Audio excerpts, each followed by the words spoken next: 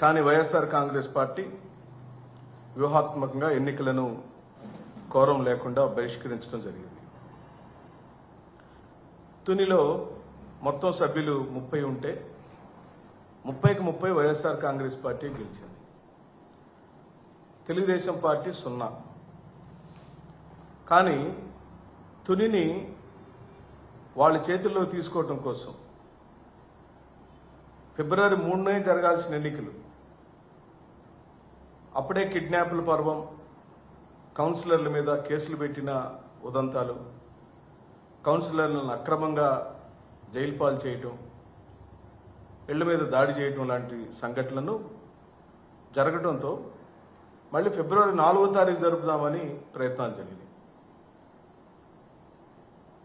అదే scene repeat అయింది ఫిబ్రవరి 4 కూడా.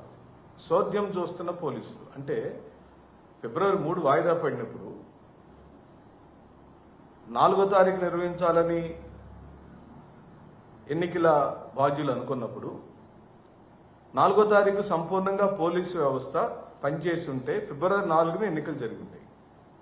పోనీ వాళ్ళకి ఏమైనా బలం ఉందా అంటే తునిలో ఒక్క సభ్యుడు కూడా తెలుగుదేశం పార్టీ నెగ్గలేదు. ఒక్క సభ్యుడు కూడా నెగ్గని తెలుగుదేశం పార్టీ వైస్ చైర్మన్ పోస్టుకు పోటీ పడటంలో ఏమన్నా అర్థం ఉందా? పోయినసారి మేము ఇదే వేదిక మీద నా ప్రెస్ మీట్లలో మేము అడిగాము, వైస్ చైర్మన్ మీరు చేజిక్కించుకోవడం ద్వారా జరిగే లాభం ఏంటని అడిగాము. చైర్మన్ ఇప్పటికే వైఎస్ఆర్సీపీ చైర్మన్ పొజిషన్లో ఉండినప్పుడు మీకు జరిగే లాభం ఏంటో మాకు ఎప్పటికీ అర్థం కావట్లా.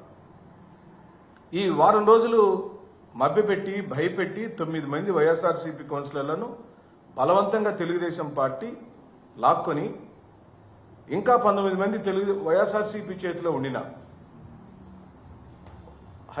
హైకోర్టు ఆదేశాలతో 17వ తారీఖు తప్పనిసరిగా మీరు జరపాలని ఆదేశాలు ఇస్తే ఈ రోజున వాళ్ళు ప్రజాస్వామ్యాన్ని సంపూర్ణంగా కూని చేసి వాళ్ళ వైస్ చైర్మన్గా తెలుగుదేశం పార్టీకి సంబంధించిన అభ్యర్థిని ఎలా అవుతాడు? రికార్డులలో అతను వైఎస్ఆర్సీపీగానే ఉంటాడు కదా.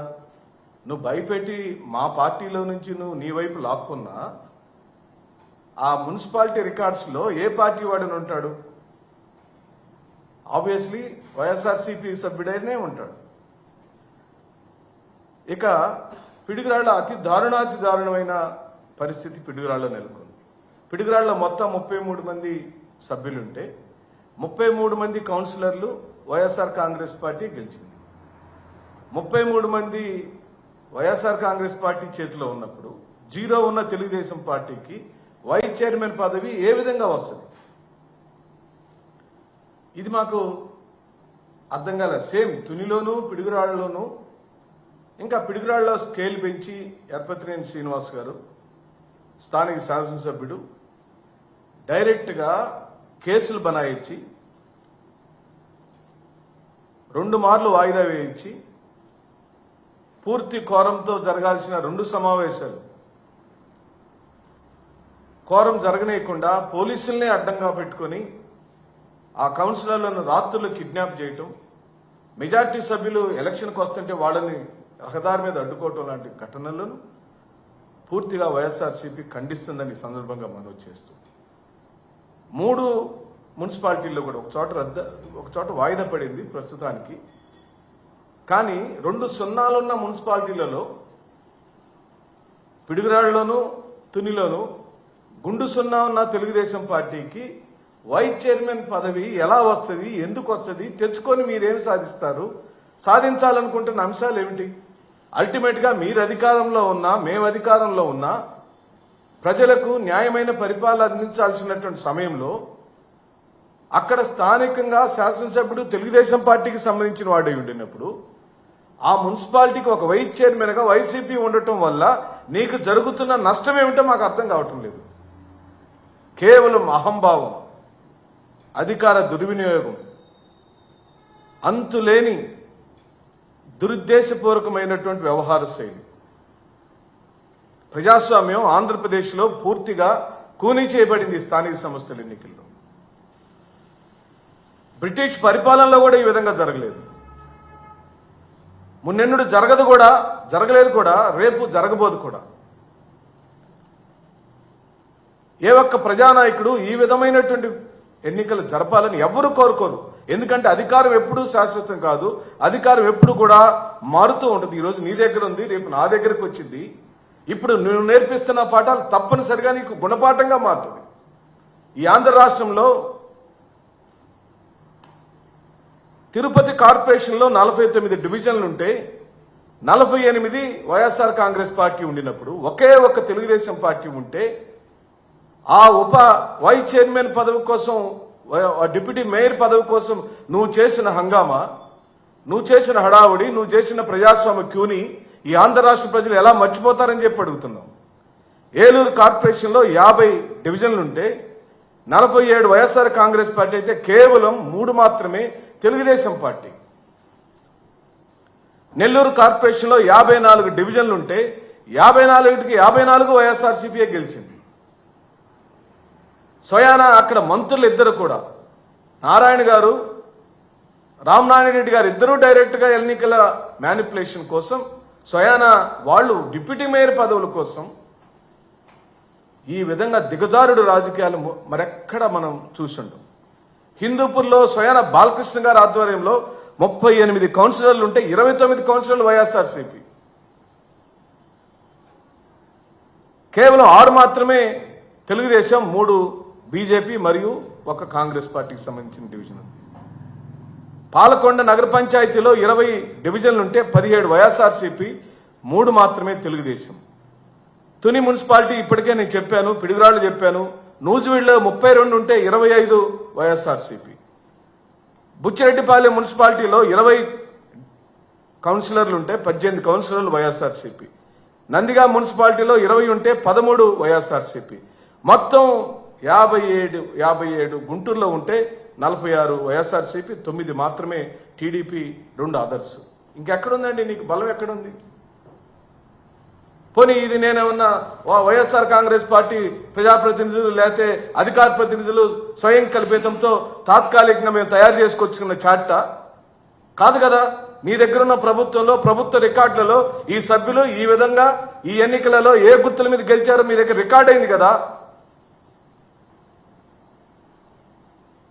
ఆయన కక్కిన కూటికి ఆశపడే దిగజారుడు రాజకీయం ఎందుకు వచ్చింది ఈ రాష్ట్రంలో?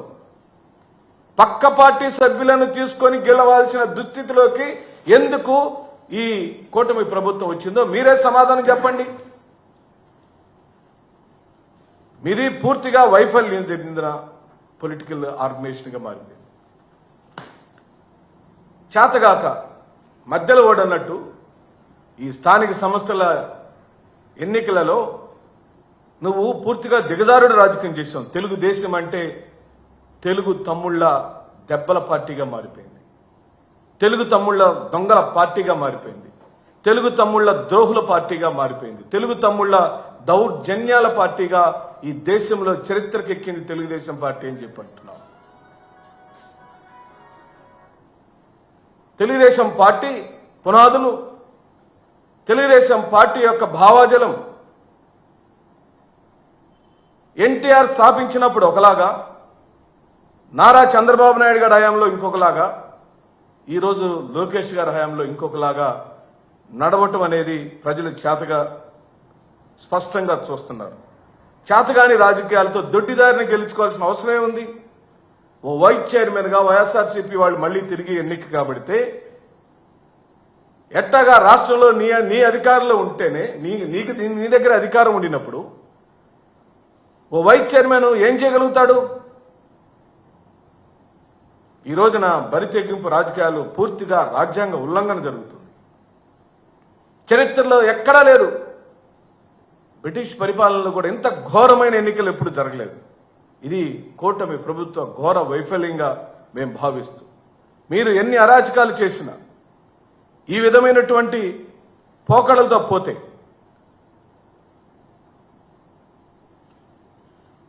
ప్రజలు బుద్ధి చెబుతారని ఈ సందర్భంగా నేను మనవి చేస్తూ, మీరు ఎన్నిసార్లు ఏ విధమైన దొడ్డిదారితో ఎన్నికలు చేసినా, దౌర్జన్య రాజకీయాలు చేసినా, ఫ్యాక్షన్ రాజకీయాలు చేసినా, కొట్లాట్లు చేసినా, రౌడీజం చేసినా, గుండాయిజం చేసినా నా ఫ్యాన్ గుర్తు మీద గెలిచిన సభ్యుడిని నువ్వు తెలుగుదేశం పార్టీ సభ్యుడిగా నువ్వు మార్చలేవు. కేవలం నీ అధికార మదంతో నీ దగ్గర అధికారం ఉంది కాబట్టి ఈ రోజు నా సభ్యుడిని నీ పక్కన చేర్చుకొని నువ్వు నీ అనుకూలమైనటువంటి సభ్యుడిని ఆ స్థానంలో కూర్చోబెట్టే ప్రయత్నం చేస్తావు. కానీ ఆ సభ్యుడు వైఎస్ఆర్సీపీ వాడు. ఎందుకంటే నీకు ఆయా స్థానాల్లో వచ్చిన సభ్యుల సంఖ్య గుండు సున్నాగా మేము అభివర్ణిస్తాం. ఆ గుండు సున్నాలని మా సభ్యుల్ని తీసుకొని నా దగ్గర గెలిచిన సభ్యుల్ని తీసుకొని నువ్వు నీ సంఖ్యాబలాన్ని తాత్కాలికంగా చూపించుకుంటావు. నీ ఎన్నికలు కూడా నిన్న 2024లలో నీ ఎన్నికల తీరు కూడా ఆ విధంగానే లేని బలాన్ని మీరు చూపించి దొడ్డిదారిన ఎన్నికలు గెలిచారని సందర్భంగా మనవి చేస్తాం. ఇది మీ ఘోర రాజకీయ దిగజారుడు రాజకీయాలకు పరాకాష్ఠగా. అంటే ఓ అసెంబ్లీని పరిపాలించమని మీ చేతికి ఎక్కువ మంది అవకాశాలు ఇచ్చారు, ఓ మున్సిపాలిటీని పరిపాలించమని మాకు అవకాశాలు ఇచ్చారు, ఓ డివిజన్ని వార్డుని పరిపాలించమని మా సభ్యులకి అవకాశం ఇచ్చారు. అప్పుడు రాజ్యాంగపరంగా ఎన్నిక కాబడిన చైర్మన్లు డిప్యూటీ చైర్మన్లను మీరు దించి మీరు ఎక్కినంత మాత్రాన మీ దగ్గర రాష్ట్రంలో అధికారం ఉంది కాబట్టి ఆ చిన్న చిన్న మున్సిపాలిటీల్లో సర్పంచుల దగ్గర డిప్యూటీ మేయర్ల దగ్గర లేకపోతే వైస్ చైర్మన్ల దగ్గర నువ్వు అధికారంలోకి వచ్చినంత మాత్రాన నువ్వు తాత్కాలికమైన ఆనందాన్ని పొందుతావు. కానీ అది రాజ్యాంగపరమైన ప్రజా విజయం కాదని వైఎస్ఆర్ కాంగ్రెస్ పార్టీ అభివర్ణిస్తూ సెలవు తీసుకుంటుంది.